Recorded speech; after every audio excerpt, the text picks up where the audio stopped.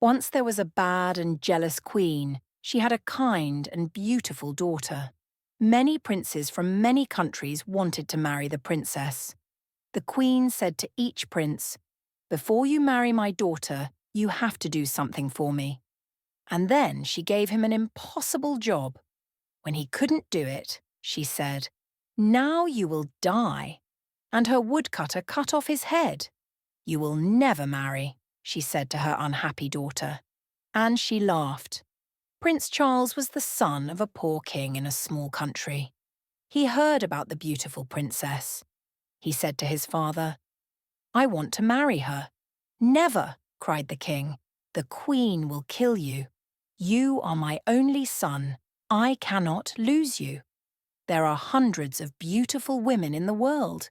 You don't have to marry this one." But the prince was very sad. He couldn't eat. He couldn't sleep. In the end, his father said, "Go to the princess. I hope you will do better than the other princes. I hope I will see you again." The prince was very excited and he danced around his rooms. He ate a lot of food and got strong again. Then he began his journey. He had no servants because his father was poor. "I'll find servants on the way," he said. After a short time, the prince saw a small mountain. "What is that mountain?" he thought. It wasn't there before. He went nearer. It wasn't a mountain. It was a very fat man on his back, asleep. The prince went near him and the fat man woke up. "What are you doing here, fat man?" asked the prince. "I was asleep," said Fat Man. "And now? I am not asleep. Because of you." "Why were you asleep?" "Because I had some food this morning. Now I want my lunch." "What did you eat this morning?" asked the prince. 10 chickens and 100 cakes," said Fat Man. "Will you be my servant?" asked the prince.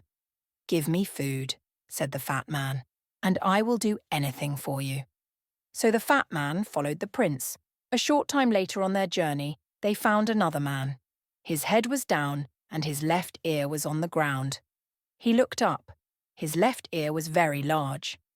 "What are you doing, Big Ear?" asked the prince. "I am listening," said Big Ear. "The flowers are opening. The birds are singing in a country over the sea. I can hear them." "What can you hear in the house of the beautiful princess?" asked the prince. "People are crying. Another prince is dead. Will you be my servant, Big Ear?" "Yes," said Big Ear. "I will." A short time after that, they saw 2 long things by the road. "What are they?" "Trees," said Fat Man. They went nearer. "They're not trees," said Big Ear. "They're arms, the longest arms in the world." A little later, they saw the man's head. "You are a very long person," said the prince. "I can be longer than this," said Long Arms. "Come with me, Long Arms," said the prince. "Be my servant." So Long Arms followed the prince. Next they saw a man with a hand over one eye. "Is there something in your eye?" asked the prince. "No," said the man. "I can see a long way. I can see through things. Buildings, mountains, water. When something is near me, I have to put my hand over one eye. Then I can see it. Come with me, Quick Eyes," said the prince, "and be my servant." And Quick Eyes followed the prince. They went on their journey, and the sun got very hot. The prince opened his coat. They came to a man by the road. He wore 2 thick coats and a large hat. They could not see his face. He said, "I am cold, cold, and cold." "Why are you cold, cold man?" asked the prince. "The sun is very hot, and our coats and shirts are open. We are hot." "When I open my coat," answered Cold Man, "the sun disappears. It snows. Everything dies of cold." "Come with me," said the prince, "and be my servant. But please don't open your coat." Cold Man went with the prince. Prince Charles and his servants arrived at the city, and the prince went to the queen. "I want to marry the princess," he said. "What do I have to do?" the queen answered. "You will have to do 3 things. Do them well, then you can marry the princess." "What is the first thing?" asked the prince. "I have a beautiful blue jewel. Yesterday, it fell into the river. Bring me the jewel before the sun goes down." The prince went back to his servants. "How can we find the jewel?" he asked them. Quick Eyes took his hand from his eye. "I will look for it." He went to the river. "There it is, over there." "I can't see it," said Long Arms. Then Fat Man opened his mouth and drank the water in the river. A short time later, the river was dry. Long Arms got the jewel and gave it to the prince. The queen was very angry when she saw the jewel. Then she said, "Tomorrow I will give this prince a very difficult job." She thought hard. She did not sleep that night. The next morning the prince woke up early. He went to the queen again. "You are hungry after your long journey," she said with a cold smile. "I have 30 chickens outside. Eat them before 12 o'clock. I do not want to find one chicken leg." "Can I invite a friend?" the prince asked. "I do not like eating without a friend." "You can ask one friend," said the queen. The prince left. "He will die this afternoon," she said to her daughter. And she laughed. The prince went back to his friends. "Come with me, Fat Man," he said. Fat Man quickly ate the 30 chickens. Then he ate the queen's other animals, the bread in the kitchens, the fruit on the trees, and the vegetables in the ground. "Now what can I eat?" asked Fat Man. There was nothing there, so he went to sleep. At 12 o'clock, the queen called for her lunch. She waited and waited, but no food came. She went to see the cook. "Where is my lunch?" she asked. "A fat man ate everything in the gardens and everything in the kitchens. There is no food." The queen got angrier and angrier. Then she thought of a plan. "Ha ha," she laughed. "Now I will catch him." The prince came to her on the third day. "Will you eat with me tonight?" she asked with a lovely smile. "And after that, would you like to sit with the princess for 2 hours?" "Yes," answered the prince. "I would love that." "You will not fall asleep when you are talking to the princess?" asked the queen. "Fall asleep," cried the prince. "Never." "When a person falls asleep with the princess," said the queen, "the princess disappears by magic. Then that person dies." The prince put on his most beautiful clothes. He ate with the queen. Their conversation was very cold. Servants brought wonderful food and wonderful drinks. When the prince turned away for a minute, the queen quickly put something into his glass of wine. The prince did not see. He drank the wine. Then the queen took him to the princess. They climbed up many stairs to a high room. The princess sat sadly by the window. The red light of the evening sun lit up her beautiful face.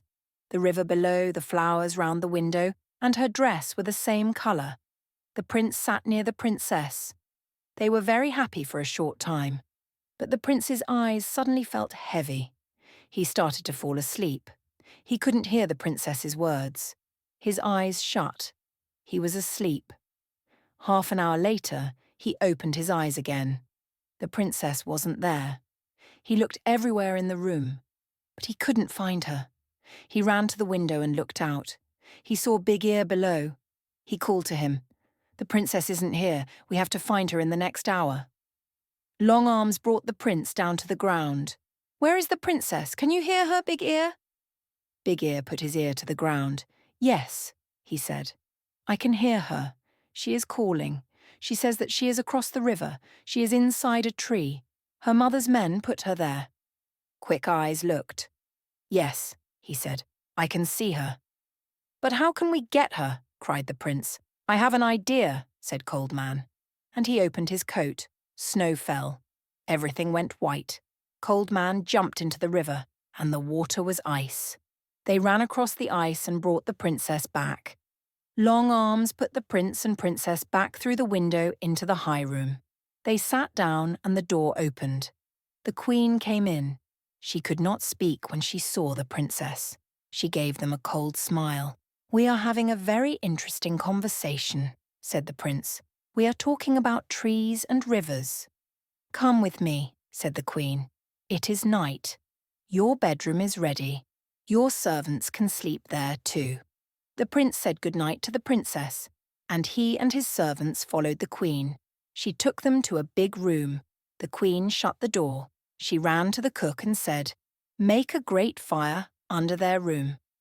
After a short time, the room got very hot. The prince went to the door, but he couldn't open it. I can hear a great fire below us, said Big Ear. This is wonderful, said Cold Man. I feel really warm for the first time in my life. Open your coat, Cold Man, said the prince. When Cold Man opened his coat, the room got colder again.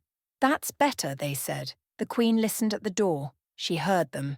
She ran to the cook and said, Make the fire hotter. Cold Man smiled. I am warm again, he said.